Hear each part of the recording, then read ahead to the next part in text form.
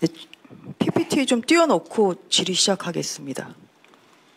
총장님, 네. 그 이재명 민주당 대표가 내가 살아있는 한 검찰이 계속 수사할 것 같다 이렇게 얘기했는데 뭐 거기에 대해서 어떻게 생각하세요?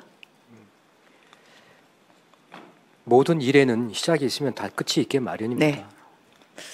죄를 짓지 않으면 수사를 받을 일은 저는 없다고 생각합니다.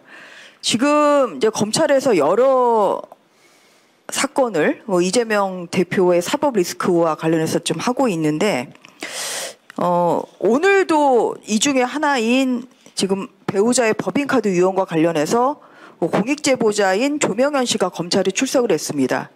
지금 이 사건은 조명현 씨가 권익위에 공익 신고를 한 내용인데 좀 이것은 급히 고발인이 아마 이재명 당대표도 포함이 되어 있는 것 같아요.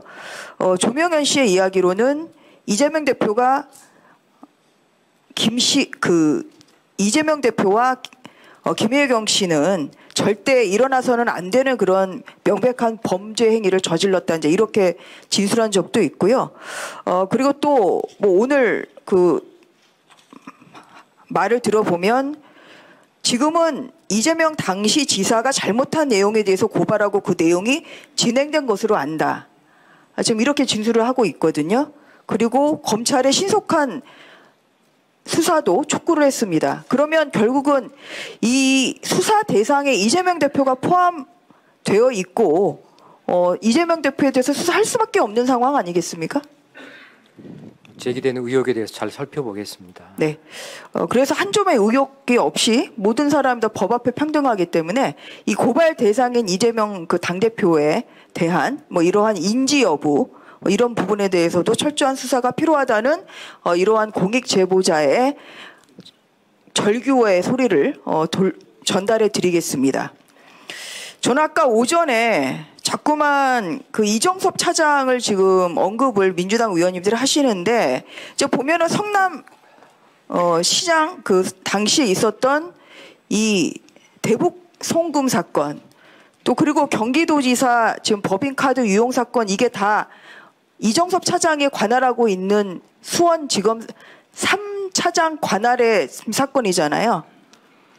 성남지청 관할은 네. 아무래도 이제 성남지청장이 하게 되고요. 네. 지금 수원지검에서 하는 사건은 대북송금 사건, 쌍방울그룹 관련된 네. 사건, 경기도지사, 법인카드와 관련된 네. 사건. 그래서 이제 이 두 가지가 사실은 이게 오비일학격으로 사실은 민주당이 굉장히 찜찜해하는 이재명 당대표에 대한 사건을 수사하는 이 수원지검 3차장 검사를 자꾸만 언급을 하는 것이 저는 이정섭 차장을 때릴수록 이재명 당대표에 대한 범죄의 냄새가 더 진동을 한다. 저는 그런 생각이 듭니다. 아까 뭐 여러 가지 의혹을 제시하셨습니다만 언론 보도를 따르면 이정섭 차장은 강촌 A그룹의 초청으로 스키장에 간 것은 아니다. 그리고 스키장 주변에서 아이들이 눈을 뭉치면서 놀았던 것뿐이다.